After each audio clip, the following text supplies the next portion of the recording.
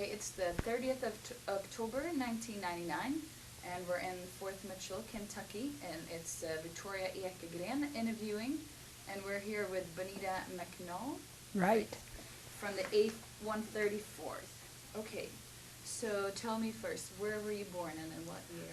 I've always lived in Ashland, Ohio, or the area, and I tell you the year of 1921. 1921. So tell me, how was it to grow up during the Depression? I was on the farm with my mother and dad and family at the time of the Depression. I remember that we had a lot of people come to our house. Some would come and stay, some lived there for a couple months. We had a big farmhouse. And as we look back, my mother said, I guess I was company poor, because it seemed to be the place when they congregated. We had food there, all our own food right on the farm, and so that was a blessing. We never were hungry during the Depression. My dad did not have regular work, but I guess I'm going to say we managed. By today's standard, we were very poor, but we were very blessed because we had a mother and dad who were concerned about all of us. I was next to the youngest of 6 children. In 26, my oldest sister graduated from high school, and she had a job. She was married, but she and her husband both worked, so it came to the point where her husband took a layoff because they would not employ both husband and wife.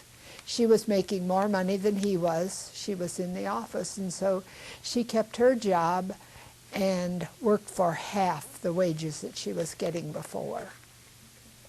My brother at that time went into the 3C camp, which was a place just simply for people like him who did not have a job. It was hard for the family to manage, and so he went into 3C camp, and they built a lot of the roads that we have through the mountains today. That's great. And tell me about the family or other relatives or friends that you had who were in World War I. I don't recall of any in my family being in World War I. My dad was a farmer at that time, and so apparently that gave him an out. I do not know of anyone that was in World War I in my family. What are some of the things that your father taught you? Oh my goodness.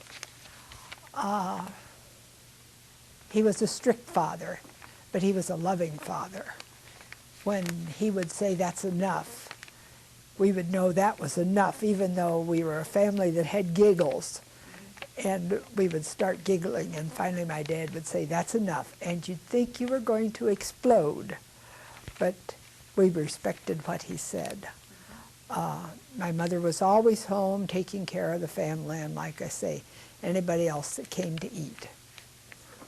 And how about your mother? How about my mother? I lost my mother last March. She was 107 years old. Wow. Up until a year ago in March, she had wonderful health. Her mind was sharp. In fact, she was playing Scrabble when she had her stroke. An avid Scrabble player, and at times she played to win, and she could beat all of us girls all the time. How many brothers and sisters? I have 1 brother and 4 sisters. I have a sister and brother that are dead now. And there are still 3 of us sisters living. My old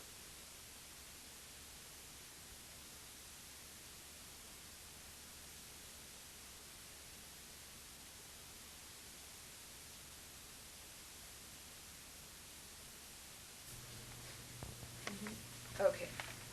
There you go. Okay, you were telling me about your brothers and sisters. I have the 1 brother, 4 sisters. The brother and 1 sister are dead. And then my oldest sister is 91 now. Very good health, very active, has her own apartment. So. What are some of the things that you kids would do growing up? You're putting me on the spot. Absolutely. Sorry. No, okay. Could you just like put your papers down or something, because I think we can pick up the sound. Okay, thank you. That's all right. Okay. Yeah. Tell us some of the things we did when we were kids. We made our own fun. My mother was very ingenious to give us things to do. String buttons. And that is something that carried through to our children. In fact, our youngest son said, "Mom, I remember standing at the sewing machine and stringing buttons while you sewed." So that's something that carried through. Croquet, we played croquet. Played with dolls. My younger sister and I just played with our dolls by the hour. And I still have my doll. She sits in the living room in her fainting couch that my husband made for her. Tell me about your schooling. Schooling, I went to a 3-room school for my first 5 years. I don't recall how the grades were divided, but there was a 2-year high school. Now that sounds silly, but you went to freshman and sophomore year. Then they transferred him to a bigger school. I had 2 sisters that went through that school, and then the last 3 years of my elementary, I went to a 1-room school. 1 year there were 13 of us in all 8 grades. We walked to school, and the teacher she taught everything from reading, writing, arithmetic, and agriculture. What would have been your favorite subject? Oh, definitely math. So is this something you pursued later? Or? Not unexpectedly, I pursued it. During the war, for 1 year, I worked at a bank, which had always been my ambition to work in a bank. And my teacher said, "You don't want to work in a bank, you don't make that much money there." So the year after John came home from service, our plans that we had did not work out, and so I went to work at a bank. Then in 1966, my husband and brother-in-law bought an implement business. And very abruptly, I got into the business world because he told us that I was the cheapest bookkeeper he could hire. And I actually worked no wages for several months. Okay. So how did the beginning of World War II affect your life? Let me back up a month before Pearl Harbor. Just a month before, John and I became engaged. That was November of 1941. Pearl Harbor came a month later, and we knew our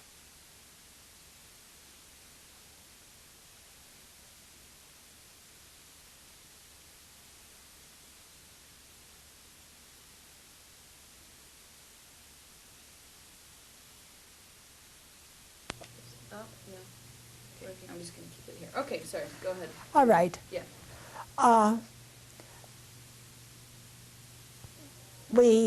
On Pearl Harbor, we knew our lives would be affected. Here he was, 20 years old, unmarried, no physical problems, and so we knew he would be going. He did not have to register until February of 42 because of his age. He was under the age of 21. In January of 1942, my dad died very suddenly. So this put the family in a state of, I'm not going to say confusion, but changes. My younger sister and I were still home.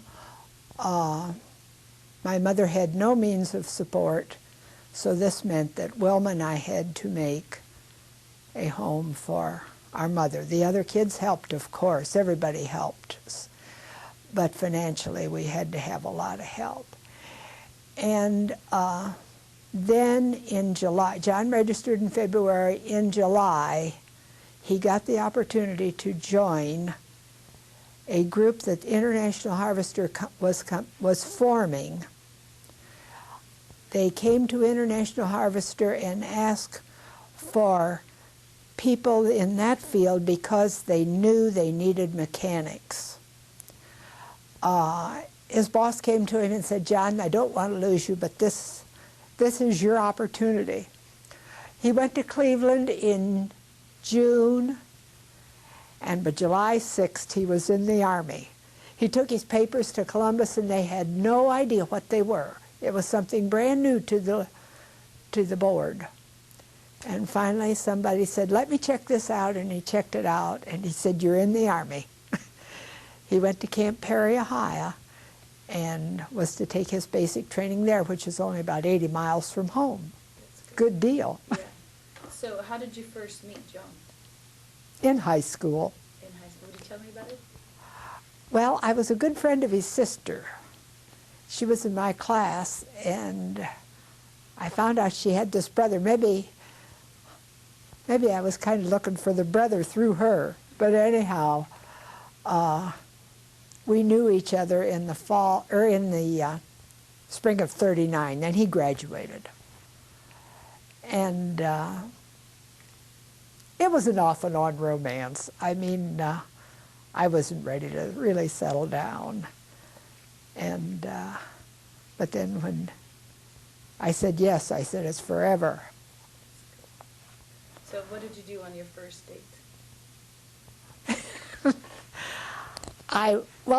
After we had broken up a couple times, we were just dating off and on,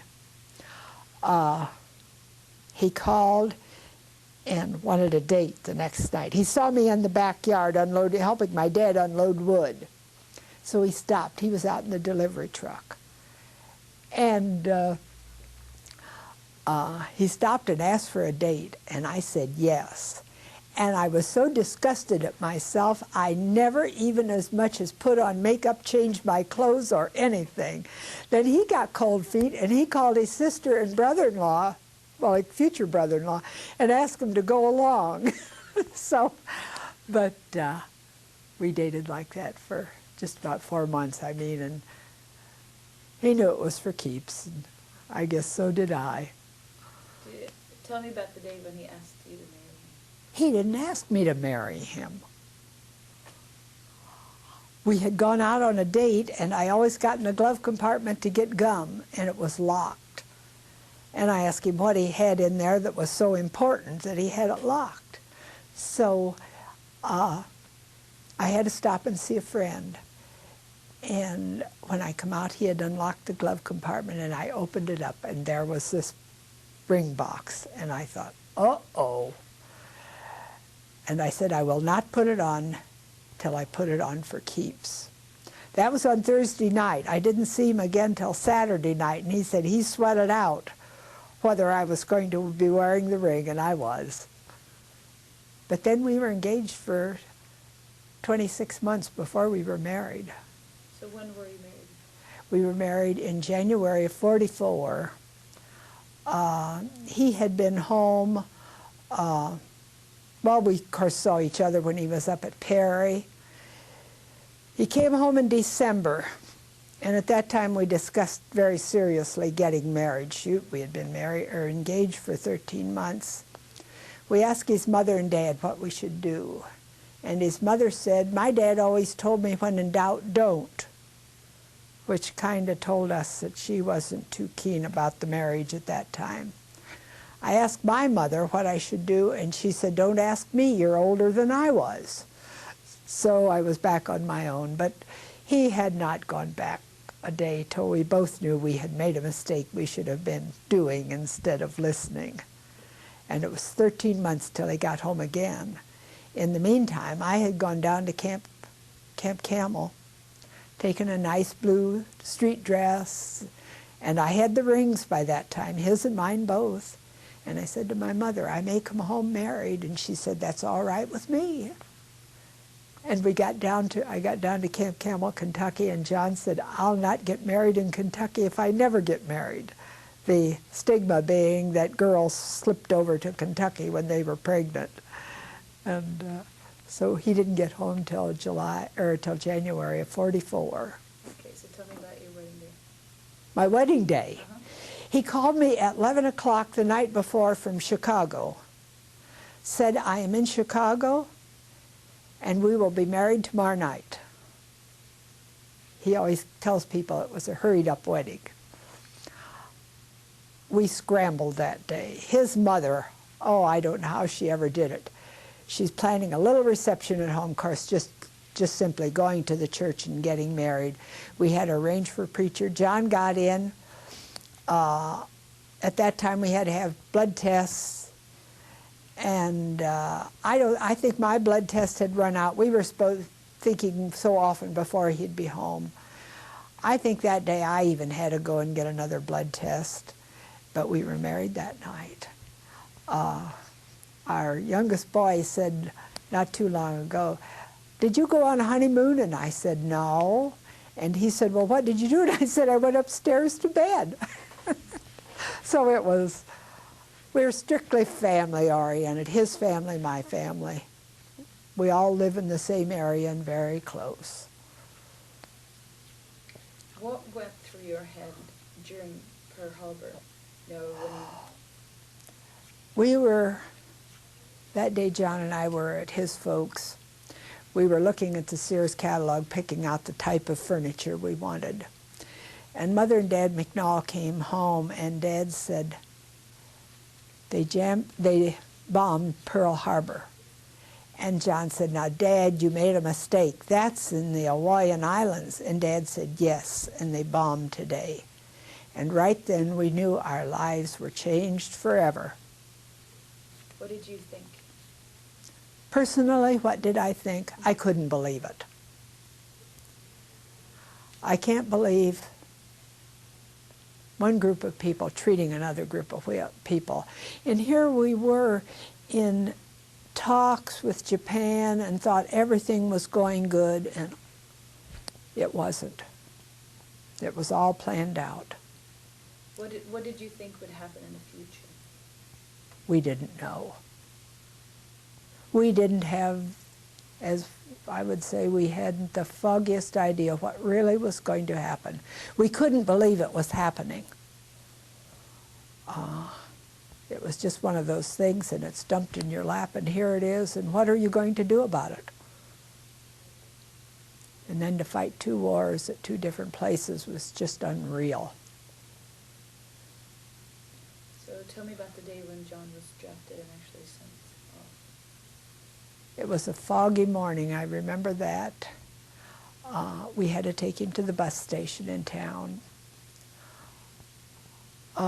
Early in the morning, he wanted to be there early in the morning. He said now he'd have waited until the last bus out, but it was not a happy day. We took him to the bus, and I went back home for half hour or so, and then went to work. What were some of the things that you talked about before you stepped on the bus? What were some of the things that we talked about? One of the big things was, will he ever come back? The other thing is that worried John, will I come back and be physically or mentally unfit to be a husband and a father? And we knew what we wanted our plans to be, but never dreamed they could be as good as they have been. We've really been blessed through the years. So, and you worked at a bank at this time? No. At that time, I was working for a company called Dr. Hessen Clark. They manufactured poultry or animal feed additives and medicines and things like that. It was only about 2 blocks from where I lived, which was good because of the rationing of gasoline. I had no car. And so I walked to work. In fact, I would walk home at lunch and eat with my mother and then back to work. So no, I worked at Hessen Clark's the whole time. I was a private secretary and enjoyed that work too. So when did he have his first leave? Well, he was up at Camp Perry, and I could see him there, and then in September he came home. He got a weekend pass. Now, in the meantime, he had been sent from Camp Perry. He never really completed his basic training. he got sent to Detroit to a tank school. He was a mechanic, and I mean, that was going to be his job. And so he went to Detroit to a tank school. Now, they would dismiss him from his class on Saturday noon, make arrangements to have a taxi there. He could get on the train and be home for 24 hours and then reverse it, get back on the train and go to Detroit. So he had a couple weekends home. But to have a furlough, he never got a furlough until December of that year. And what did you do when you came home that December? What did we do? Just mostly with family and friends. We didn't travel anyplace. Of course, we didn't have gasoline to travel. When he came home, he would get 5 gallons of gas. That would do his running around that he was allowed to do.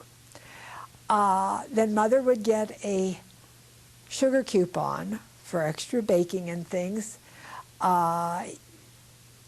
Let's see, gasoline, sugar. He may have got coffee, although he wasn't a coffee drinker. But no, we just spent our time at home with his family and mine. What are some of this? What would be something he told you about? What did he tell you about, basic training and the men that he met? Oh, one thing that he told me about basic training, he said, we had the funniest thing happen the other day. He said there was a buck sergeant out drilling the guys, and he gave the wrong command, and he piled them into a fence. Funny. Years later, we came to a reunion, and one of the guys said, hey, Mac, remember the day you piled us into the fence? He was the buck sergeant that had done it. So basic training, he never really finished basic training. He is not musically inclined, and he never did learn to march. But he got through it. That's good. And then where did he go after Perry? After Perry, he went down to Camp Camel, Kentucky. They were the first troops into Camp Camel. They crawled off the train, and here they are. Their uniforms are all mussed up, and they came to him or came to the group and said, make yourself as presentable as you can be. We're having dedication of the Camp Camel. It was Camp Camel then, now it is Fort Camel. So he always mentioned that Camp Camel was the best living he had in the whole time. Texas was pup tents, little wooden barracks, really. So did you go and see him in Camp Camel? Yes, I did. Okay, that's the one time you brought the dress. So yes, the one time I brought the dress. The time before that, I had gone down with a friend who lived just 17 miles from us, and we traveled together. I had to stay at the hotel in town. She was allowed to go out to the guest houses because she was married. I was not allowed out there. But then I went down another time. That's when I went down to get married, and thought I had a hotel reservation, and I got there and they said, oh, we're sorry, we don't rent rooms out to single people. And we tried every trick in the book to get back in there. Somebody called and said we had gotten married and we were coming back and things like this, but I could not get a hotel room. Finally, I got a room in a hotel, kind of a flea bag hotel, excuse the expression. I had a rope to let down from the window in case of fire. The rope was coiled there. I never even undressed that night. It was a bad place to live, but I was there. And then that weekend, John and I went up to Bowling Green, Kentucky for a couple days. How did you two communicate while he was in training? Letters only. How often would he write? He wrote every day that he could, and so did I. We can't believe it today, the way we use a telephone. I could never call him. The only way I could communicate with him was through the Red Cross. If there were an emergency, I could call the Red Cross, and it had to be an emergency. So there's no communication. One time from Texas, he tried to call me, and at that time, you got operators across the country.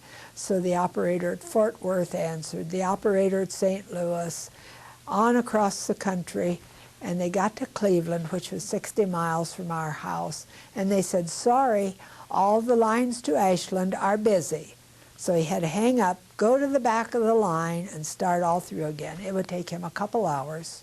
So we didn't do that very often. Different world today where we call any place we want to at any time. That's great. So what did, do you remember any of his friends that he talked about? Or? Oh yes, and we've met them through the years.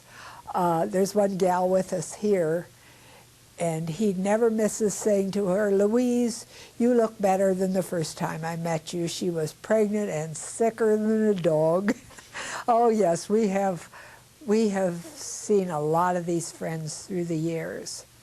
In 1963, we were in St. Louis, and 5 of the 17 men who were in his section were there. The first time any of them had seen one another, and through the years we've met many of them.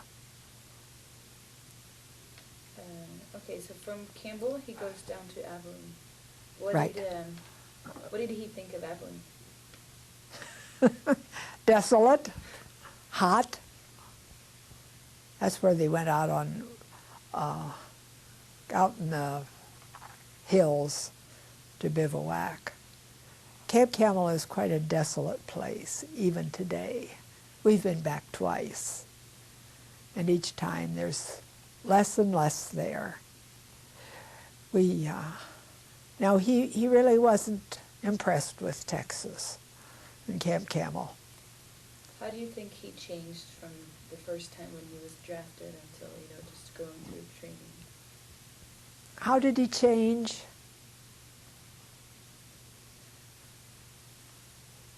He's still the wonderful guy he was then. We've all matured. We've all matured, but he's thoroughly enjoyed his association with the 12th Armored Men, and we've gotten to know so many of them so well that it's just like homecoming. Back several years ago, we camped. There were 16 of us at one time that camped and traveled together and just have stayed very close to them. So after you got married, he's still in Abilene, right? Yes. Okay, so how are you coping by yourself? Not well, but coping. I went down in April and was there for a week. Then he was home in August, and he was not to go overseas. They said that his feet were too flat and they weren't going to take him. So when he came home, he took the car back with him, an old 36 Chevy, took the old car back with him, took my winter clothes, and by this time we had figured out that if I sent so much money home to my mother, and with what he was making and what I would get, that we could manage some way, thinking I would live with him for the duration in the States. He barely got back when one of the girls sent a telegram and said, John's going overseas, come as soon as you can. And a couple days later I got another telegram, and finally I got another telegram that said, come now. I had quit my job, but I needed to give them the 3 weeks notice. But they were gracious and left me go early. So I spent the last month with him. Bittersweet time. I mean, you're enjoying your time there, but you know that the end's coming. What did you do during that last month? I spent a lot of time with friends. We still chuckle about one night we wanted a watermelon, and there were 4 of us, and we pooled all the money the 4 of us had, must have been just before payday, and we scraped up we scraped up 50 cents to buy a half a watermelon. So I ate 2 meals a day. John ate at camp. That was the only way we could manage. He came in whenever he could. He didn't always get to come in. A lot of nights he was confined out there.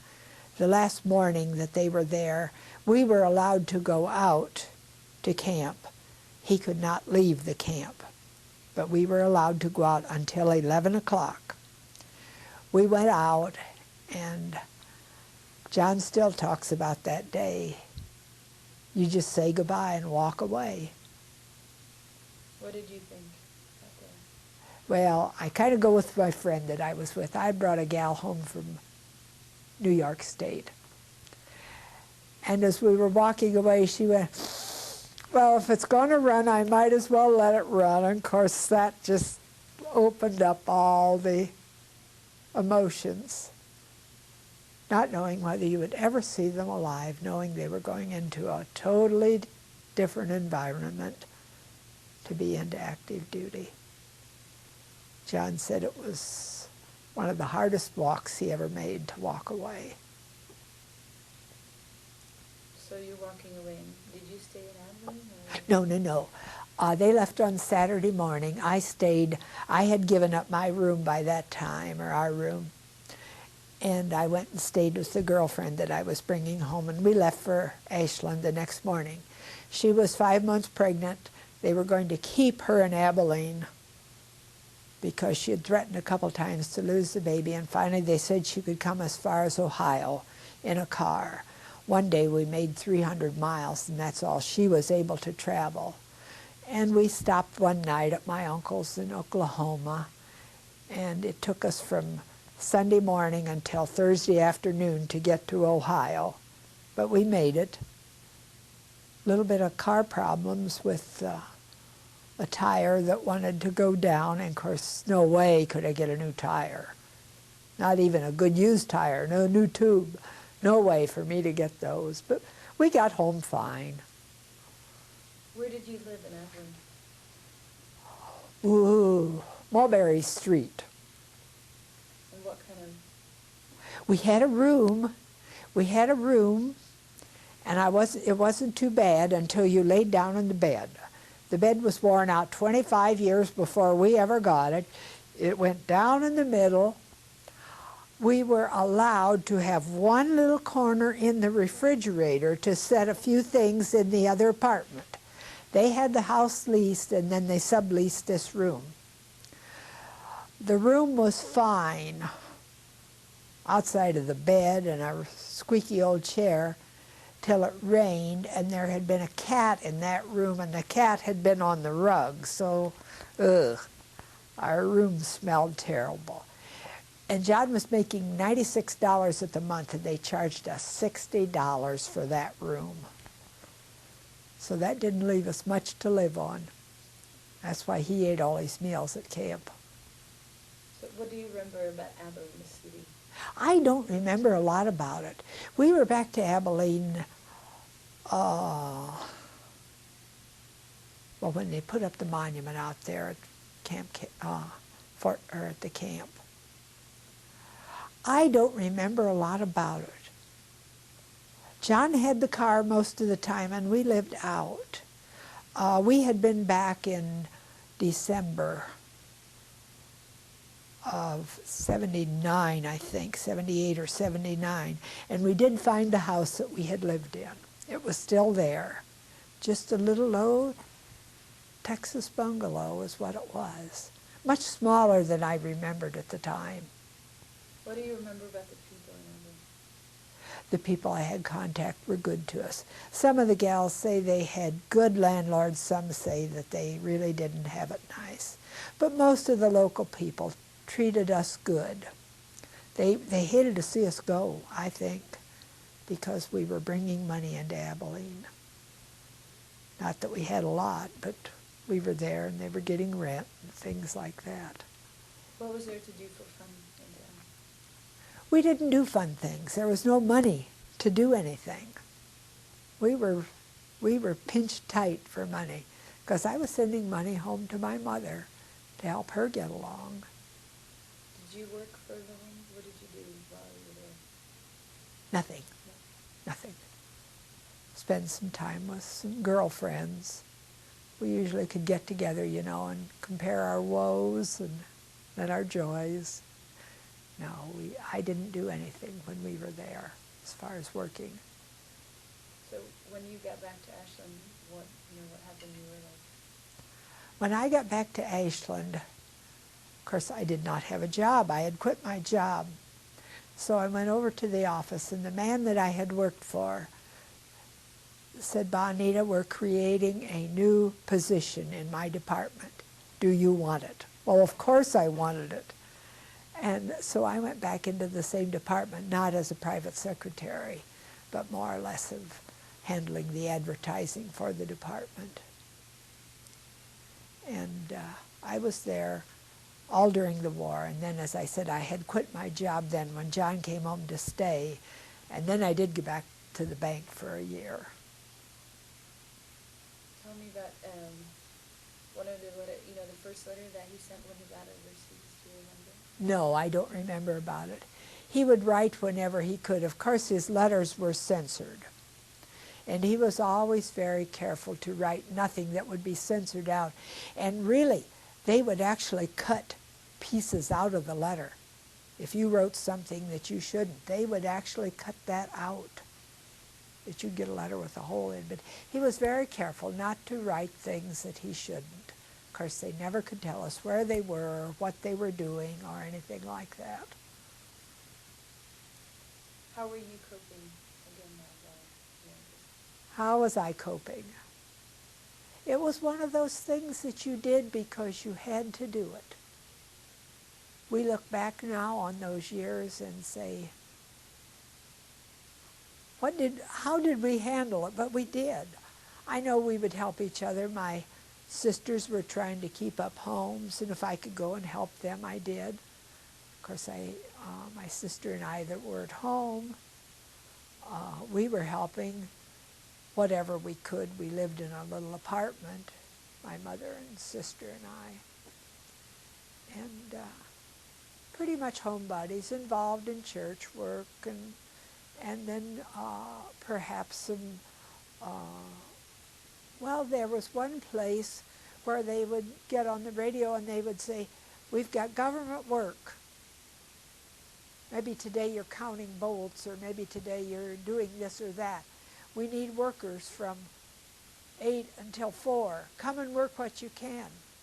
And we would just go in and report for work, and when we got ready to leave, we'd tell them we worked 2 hours, and they probably gave us our 40 cents an hour and sent us home. And I did some of that work. I never got involved with Red Cross work. I rolled bandages and things like that, but to actually get involved in nursing, I didn't do that.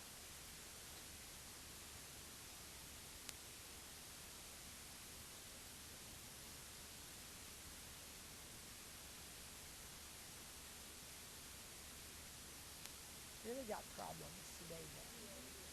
Have you had problems with it before? Oh, goodness.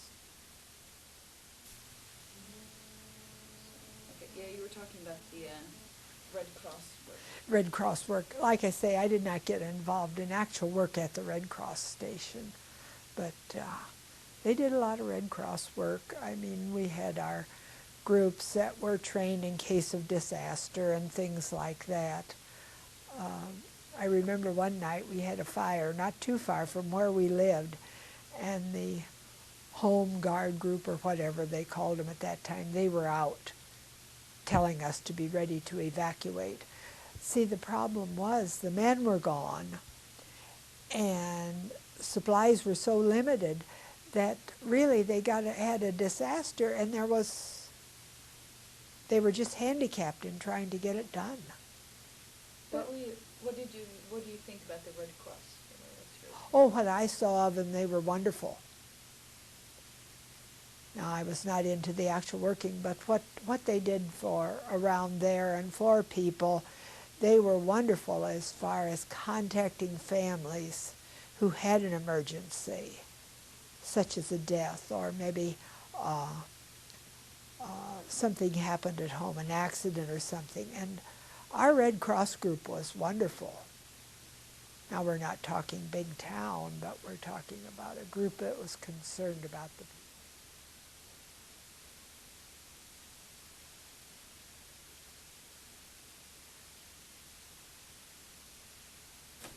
Oh, Really got it.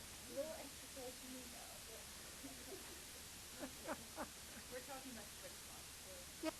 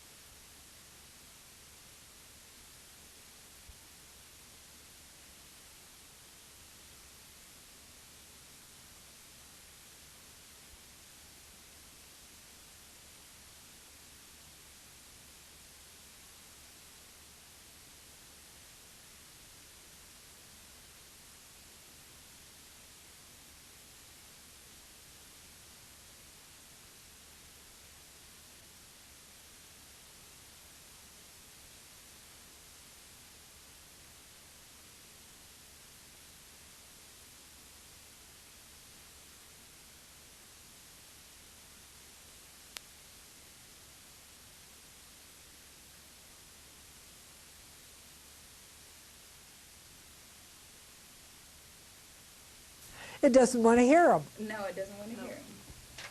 Sorry, we were talking about. I guess how were you coping? How did I cope? There would be weeks at a time while John was overseas that he was not allowed to write. He might write, but they were letting no mail go out. I'll never forget VE Day. That was one of the most horrible days of my life. Here I should have been overjoyed. I knew that their outfit had been in the thick of things. This much we knew. Where they were, we did not know. What they were doing, we did not know. But we knew they were in the thick of it. VE Day came, and the war is over, and we should be overjoyed. I had not heard from John in 6 weeks' time.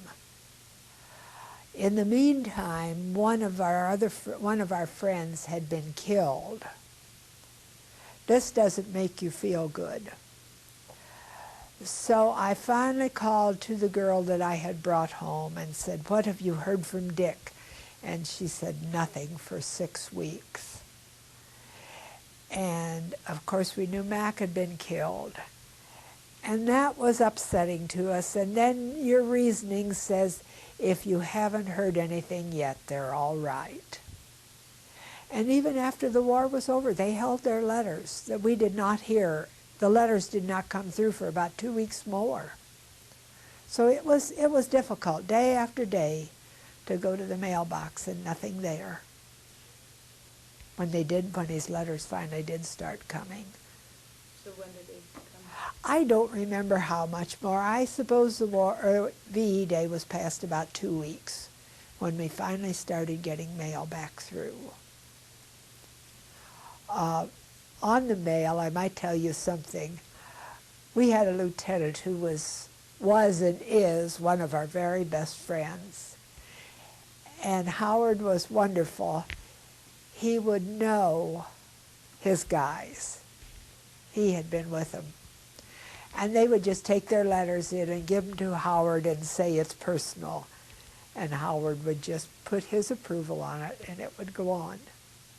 He never read the personal letters, I don't think, the real personal ones. If you didn't ask, sure, you know, I love you and I miss you and I wish I was home. And there's not much else to write at that time when you can't tell where you are or what you're doing.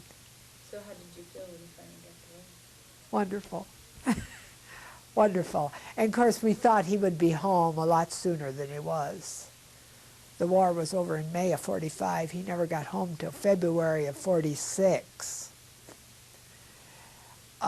He got down to Le Havre and was to board the boat there to come home.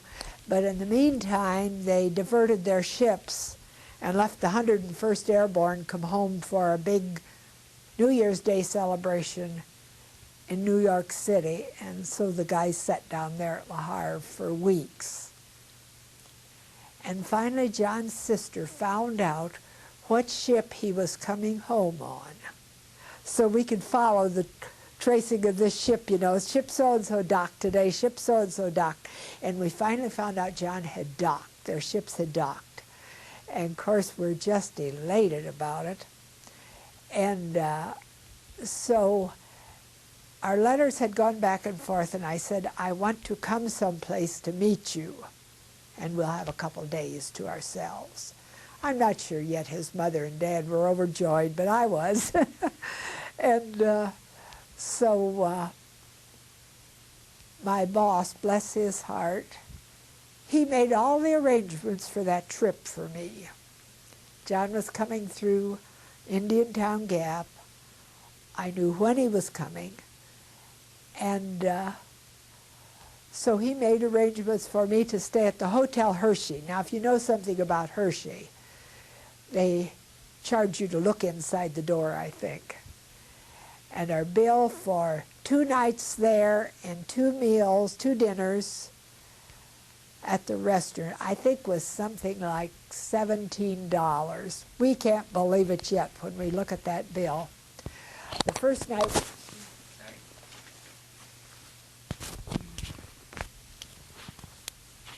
There you go. The first night that we went into the restaurant, here's John in his old combat boots, his uniform, because he still had to wear it. I mean, they had to wear their uniforms all the time. Walked in, and one of the waiters saw him, and he come over to John and said, "Were you a Nancy?" And of course we say Nancy. And John said, "Oh yes, I was a Nancy." That was his hometown. And let me tell you, that waiter watched for us every time, and did he ever take care, because he wanted to talk to John about being to his hometown. Yeah. So what happened after the war? After the war, John came home. He did not go to work for a month. He said, I'm going to take a rest. So we were at his mother's and dad's.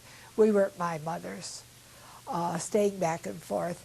And then finally, we decided we would live with my mother and sister, and that's something else. My sister was not married, so this is fine. That was in May.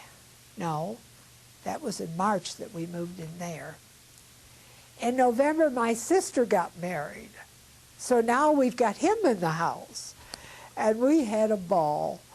My mother and sister and her husband and John and I, 1 bathroom. And we had a real routine. My mother got up first and cleared the bathroom. Then my sister got up. Then John and I got up. Then Wilma went to work, John went to work, Joe and I worked at the bank. So then in between times we would share the bathroom, and we had a ball living there with them, and we lived there until the next May. And then in May, we built a little two-car garage out at his folks. Going to live there 2 years, and I think it was 7.5 till we moved out. Nope. Not again. Okay. Yeah, it's just, okay. Just gonna put it here. So when did you join the 12th Armored Division? John joined the 12th Armored Division when he was still in Germany. Okay. They formed it in Germany, and he has always belonged to it.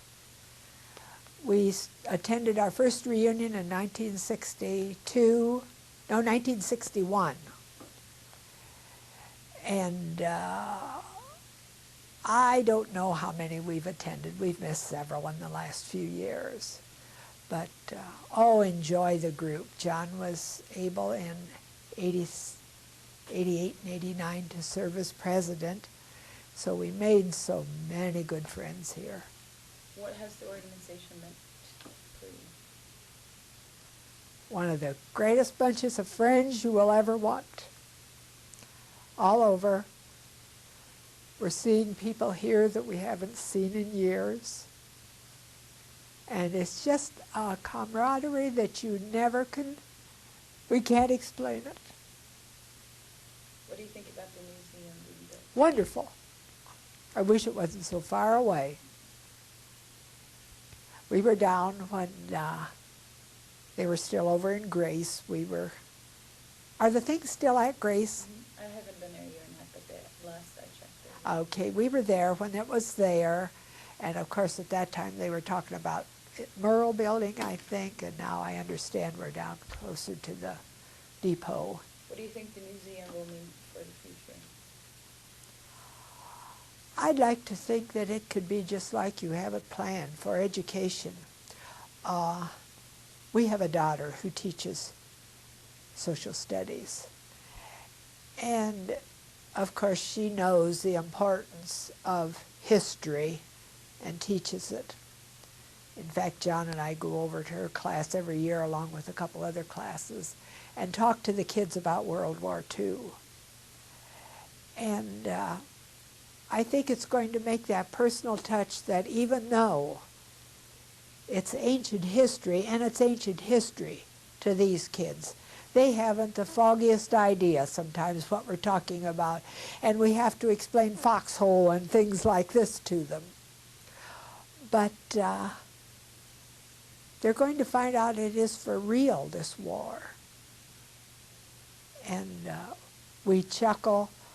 One day we finished talking and some little girl, and I think it was a 5th or 6th grade group we were talking to, some little girl come up to me and she said, "How could you let him go?" As if we had a choice. And we explained to her that's what everybody who was able-bodied was doing. They were serving their country. What do you hope that children and people that visit, that learn about the 12th Armored and, World War II, what do you hope that they learn from all that? What would you like them to take with them? I would like for them to take some of the good things with them rather than all the horrible things. The guys who went into the concentration camps will never forget it. And it did happen.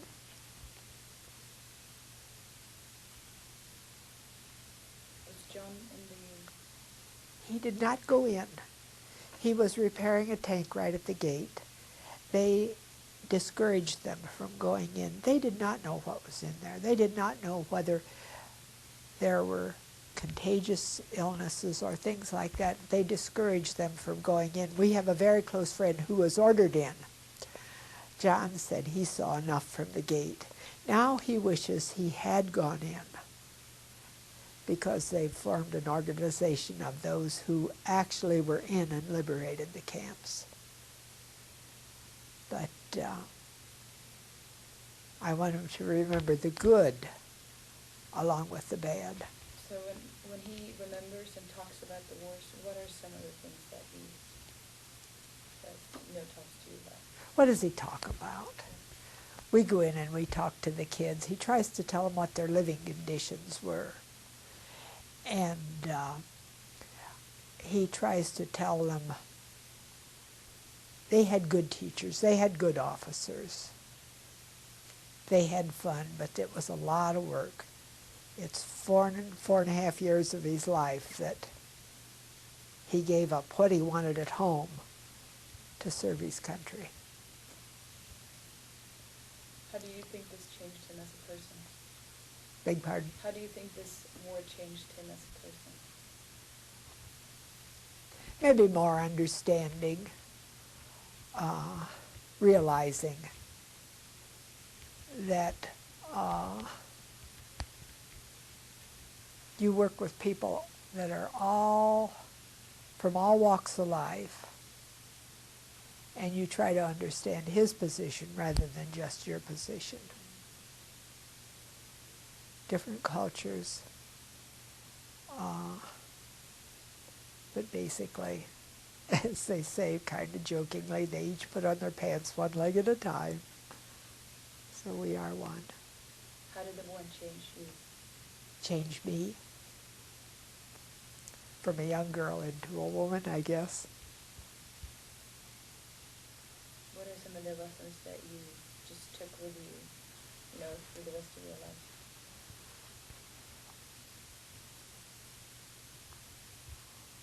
I think patience is one thing that you learn. The war wasn't over in a day. It went on for a long time, and we have to learn that there is an order. Excuse me here. I think that we've learned patience and understanding. We've learned to share a lot of our feelings and friendships. What was your happiest moment? Maybe apart from him coming home, seeing him, just during the war. In my lifetime? During the war? During the war. Oh, we had a lot of fun as a family. We tried to keep our sanity. We did. You worked at being happy. I had a great bunch of people to work with. They were understanding. I guess if I came in a foul mood, they learned to give me space, because it'll pass.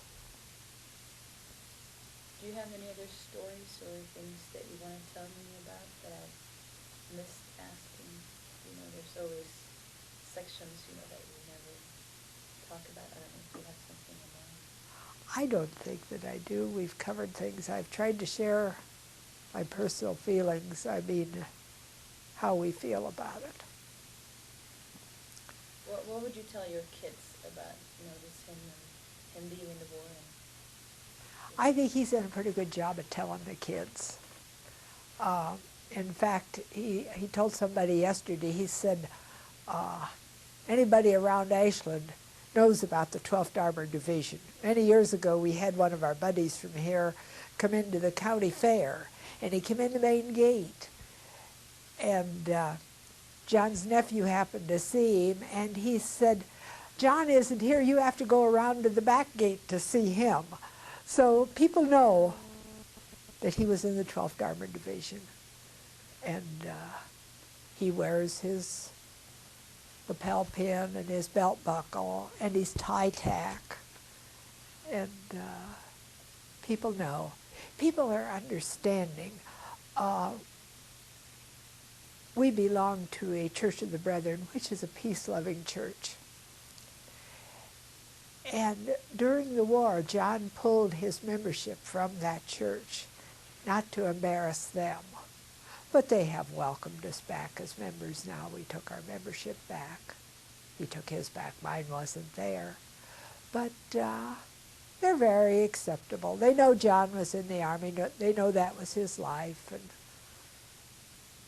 we enjoy it. Well, I guess that's it. Well, thank you.